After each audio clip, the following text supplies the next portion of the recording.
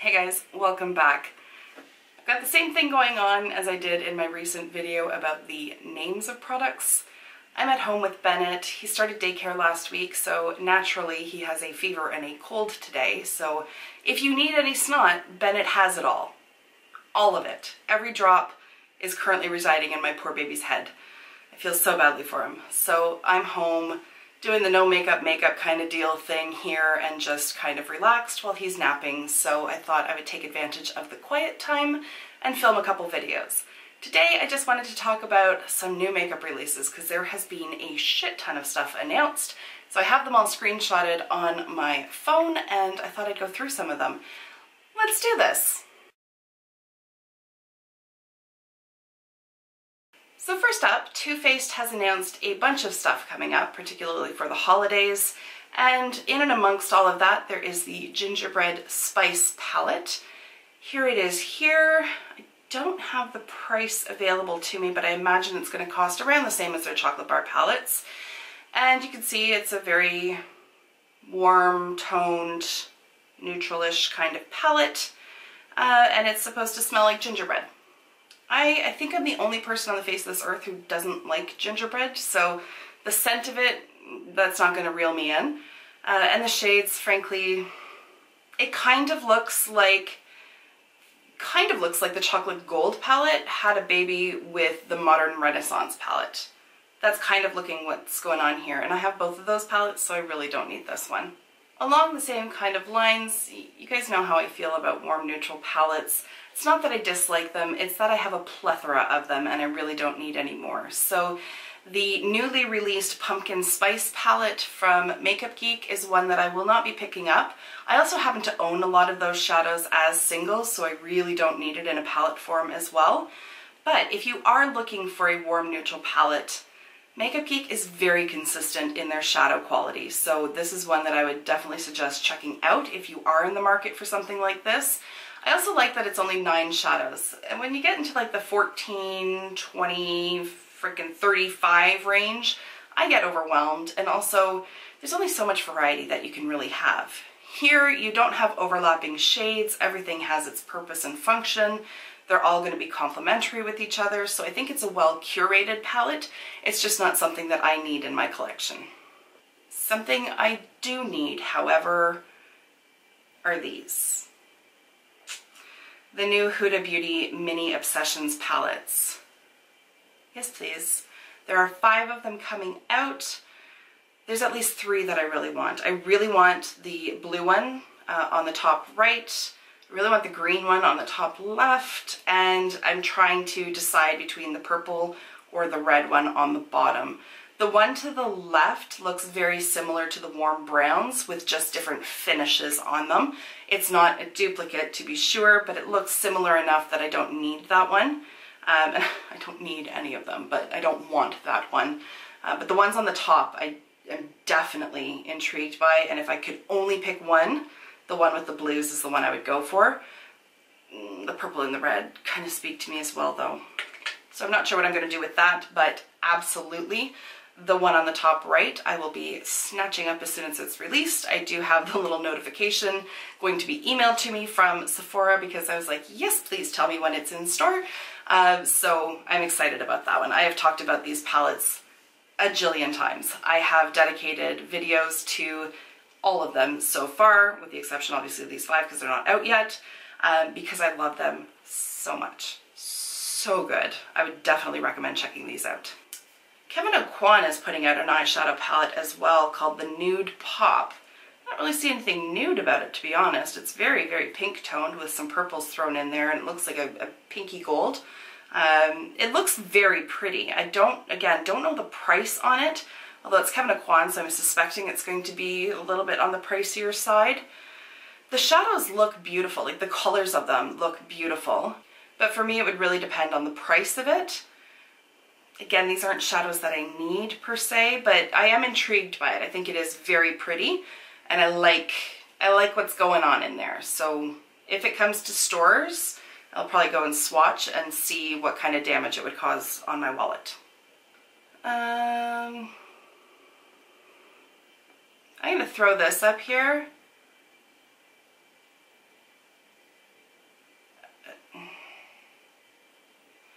A, for effort, for trying to think outside the box, but what is this? What is this? Tarte, what the fuck is wrong with you? You make me so sad. You make me so angry. What is wrong with you? This is a $57 brush set of what look to be the most useless goddamned brushes I can think of. I can only imagine that those two that look like flamingos, beheaded flamingos, like they look so top heavy. I can only imagine like trying to, you'd have to hold it by the ass of the flamingo basically in order for it to not flop down. Like it just doesn't look actually usable. The pineapple thing, I'd have to see it in person before I could really pass judgment on this, but it looks like the kind of brush that you're gonna open up and be like, oh, you're so cute. Maybe use it a couple times and be like, my God, you're a pain in the ass to store. And I can see this being the kind of brush that people declutter very quickly. The two on the right, the little fuzzy-assed pineapples, whatever, that's fine. I have no issues there. I don't really know what those brushes are designed to do because they look a lot smaller than the face brushes, but look too big to be eye brushes. I don't really care about that, but overall, like this, I just saw this and was like, Tarte has gone off the rails. They've gone rogue. We need to reel them in. I would like to sit them down and be like, here's some ideas for you. Stop with trying to be weird and whatever the fuck you're trying to do over here. The time for tropical was in the summer. Winter does not scream flamingos and pineapples. Just saying.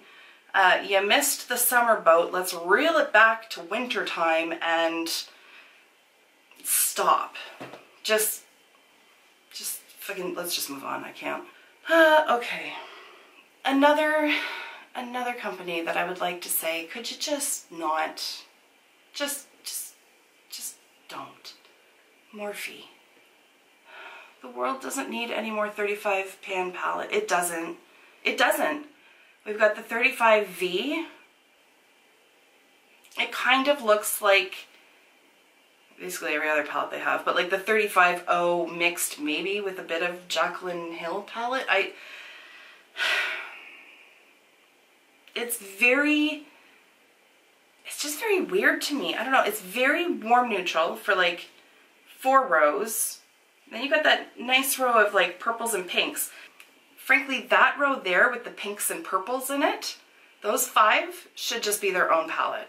That would be a workable palette right there. It doesn't need to be housed in with 30 other fucking shades. And then you've got these cool tones of blues, but there's nothing for them to really work all that, like it just, I don't know, it just doesn't do anything for me. And then they have another one coming out, just scrolling to find the damn thing. Here it is, the 35M Boss Mood palette. This one's not as weird to me, but I don't know. I look at it and I think you could pare this down at least by half and then you'd have a better idea of what to do with it. But I look at it and I'm like, there are a lot of very similar tones in here. There's at least 3 red shades that look basically interchangeable. There's 2 light warm browns that, at least in this picture, look the exact same. There's a few pinks that look the same. The greeny yellows, like there doesn't need to be 3 of those. 1 of them would have sufficed. It just, and then the dark shades on the bottom, it looks like a mirror image. Like, looks like 2 really dark navy blues and then 2 shimmery blacks or something. I don't know. I think I'm just over Morphe. Smaller palettes, more consistent color stories. That's all you gotta do. That's all you gotta do. Okay, let's stop being negative for a second and let's look at one that I'm very tempted by. The new Natasha Denona Safari palette. There's 2 things holding me back on it. One, the price tag, because it's going to be $160 here in Canada. That's crazy.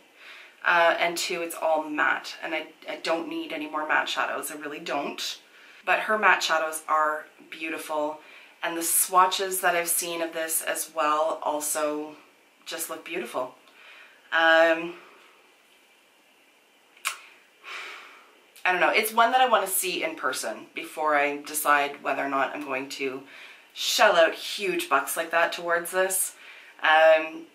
In all likelihood, if I'm being perfectly truthful, I probably will not buy it because it is so expensive. I'm really on board with the minis that she has going on, but it's really pricey. Kylie Cosmetics has recently released 28 single pan eyeshadows, and I have zero interest. I don't know what it is. Like, the shades themselves don't look all that bad, but nothing from the Kylie brand, nothing from KKW, quick shot to their recent release.